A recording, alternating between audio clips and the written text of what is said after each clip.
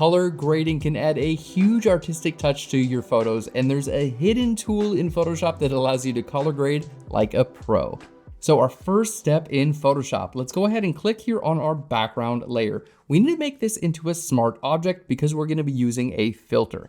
So we're gonna go to Filter, and then down here to Convert for Smart Filters. Anytime you use any filter in Photoshop, I always recommend converting for smart filters first, because that will allow you to undo the changes at any time. So let's convert for smart filters here, and you can see now we have a smart object icon.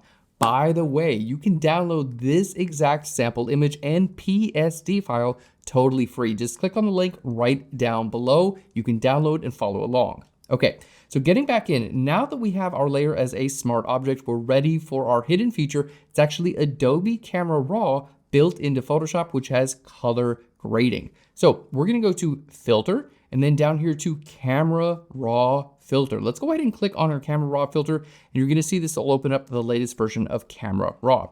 Now, if you've ever used Lightroom, either Lightroom Classic, Lightroom Desktop, even Lightroom Mobile, this is gonna look very familiar. It's basically a carbon copy of Lightroom built into Photoshop, and it's insanely powerful. So we're gonna go right over here to the right-hand side, and we have, boom, color grading. Would you believe that we actually have a tab called color grading in Photoshop? Let's go ahead and open this up. Now, here you can adjust your midtones, shadows, and highlights at the same way with this three-way modifier, but I really like clicking on my shadows, midtones, and highlights and adjusting them individually. So the next tip here is gonna be go to this icon right down here, and it's gonna allow you to cycle between your before and after view. So let's go ahead and click there. Once you do, it's gonna load up your before on the left and your after on your right. So you can see what you're doing and compare it to your original. So let's go ahead and color grade. Now, in the color grading tab, I recommend starting off with your shadows. So go ahead and click on your shadow icon. You're gonna see, yep, we're in our shadows. Now, we have a few ways of interacting with this tool. The first way is to use this heads up display. You can see there's a little marker here in the center. You can actually click on that marker and start to pull it around your image. Now, as you pull this marker out, if you let it go, you're gonna see you still have that marker, but then you now have a new marker that's gonna show you your hue. So this control, if you click it from inside to outside, is gonna increase saturation, okay, of this color.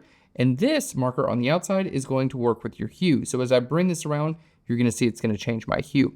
And you can see it here in our photograph. So let's go ahead and move our hue marker right around the image, and you can see we're adding color into our shadows. How nice is that? And with this, you can work with your saturation. Now, this is a great way to do it, but I actually prefer using these sliders here. I have a hue, saturation, and a luminance slider right down here. So what I would recommend is go ahead and start with your shadows. Go ahead and start by bringing your saturation up to a level where you can really see it. Again, we have our before and our after, so you can see what we're doing. So go ahead and bring your saturation up to a good level. Then it's time to choose your hue. Choose the hue that you feel works best for your photograph. And big takeaway here, there's no right or wrong. This is totally up to you. So when I work with my hue, basically I'm looking at the tones of my image and I'm seeing what kind of complements my image the best. Now, there's no right or wrong way to do this, so you might have a different taste than I do. That's totally okay.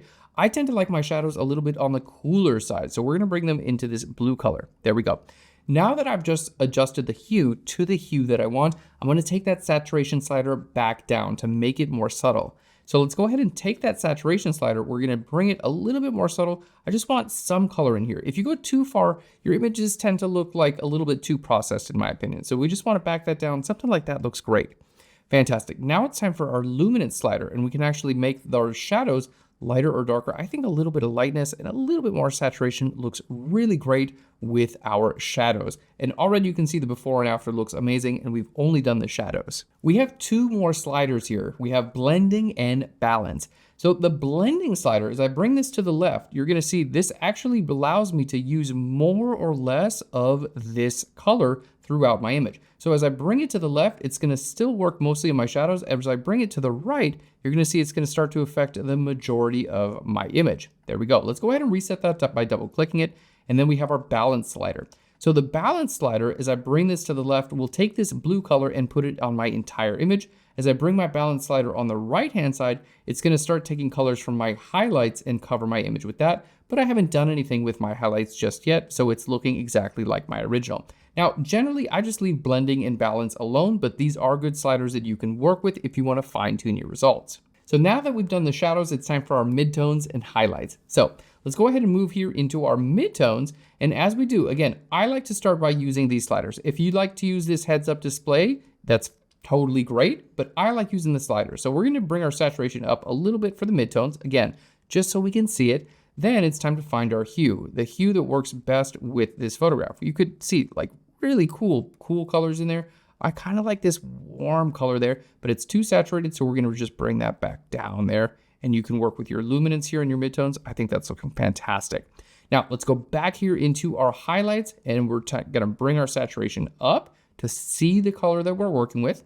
Then it's time to move your hue slider so you can really dial that in. I like these kind of like bluish, almost teal highlights. I think looks really cool in this image. And again, we're just gonna bring that saturation down so we get a very good balance. And here we have our before and after. Now, if you want to, you can just turn this entire color grading feature off and on by clicking on this eyeball. So there was before and after, but of course you see the before after there. And if you want to reset color grading, all you have to do is hold Alt or Option. So if I were to hold Alt or Option and click right where it says reset color grading, it would just reset this exact feature back to its default settings. Or if I want to reset just one of the sliders, I can simply go to, for instance, this saturation slider. I can double click right here on the slider marker, and it's gonna reset the saturation back to its original point. And I can go ahead and bring that here and find the saturation that I want. Okay, so now we are done with color grading our image, but don't go yet because we have a few more features that are absolutely amazing I've got to show you. Okay, so we're jumping back in. We're gonna hit OK here, which is going to apply this color grade onto our photo in Photoshop. You can see we're back in Photoshop. But remember, we started this out as a smart object, which means we have smart filters. So I can actually just turn this off or on at any time.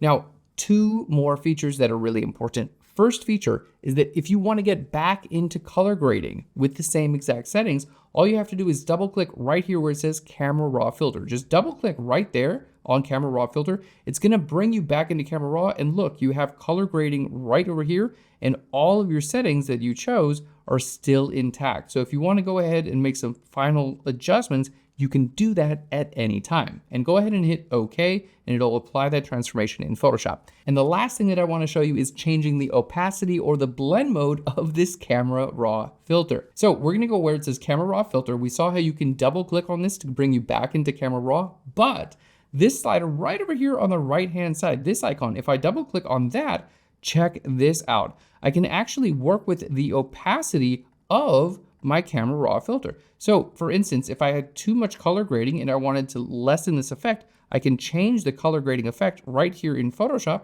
But not only that, I can actually change the blend mode of the color grading. If I wanted it to be a multiply effect, I could do that. If I wanted it to be a soft light effect, I could do that. If I wanted it to be a screen or a lighted effect, I could do that as well. So I can change the blend mode and the opacity of my color grading. We're just gonna leave that back to normal for now, after I've already made it. And there you can see that hidden color grading tool in Photoshop is incredibly powerful. As you can see with this before and after, you can make a huge difference in Photoshop with a single tool. Don't forget, you can download the sample image and PSD totally free.